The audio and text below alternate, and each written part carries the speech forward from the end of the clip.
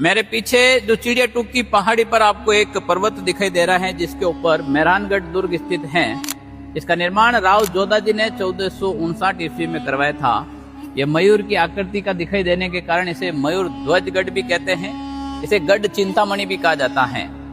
एक इतिहासकार था जिसका नाम था रुडयार्ड किपलिंग, और उन्होंने कहा था कि शायद इस दुर्ग का निर्माण है वो देवताओं या फिर परियों ने करवाया था, क्योंकि मनुष्य ऐसा निर्माण नहीं करवा सकता है।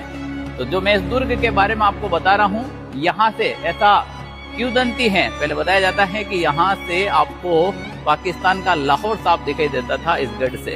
अब आप कल्पना कीजिएगा कि पहला का राजस्थान कैसा था। ये मारवाड़ का जो क्षेत्र था ये पूरा श्रापित क्षेत्र था। यहाँ पर दुर्ग बनाना संभव नहीं था।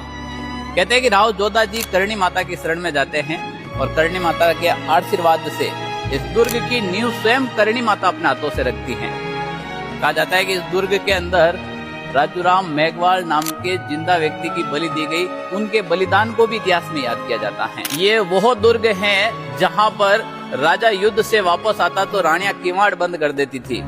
यानी कि मेहरानगढ़ दुर्ग है। यहाँ के राजा जसवंत सिंह जी थे और जसवंत सिंह जी धर्मत के युद्ध में गए थे और कुछ सेना कम होने के कारण जब वापस आए थे सेना इकट्ठी करने के लिए, तो कहते हैं कि इनकी रानी थी जसवंता दे, जो हाड़ा रानी थी, और उन्होंने अपने किवाड़ बंद कर दिए थे। इसलिए बंद कर दिए कि मेरा पति या तो युद्ध विजय करके आता या फिर वीर गति को प्राप्त हो जाता, पीठ दिखाकर वापस नहीं आता। तो वो ये दुर्ग है मेहरानगढ़ दुर्ग, जिसके जसवंता दे ने किवाड़ बंद कर दिए थे।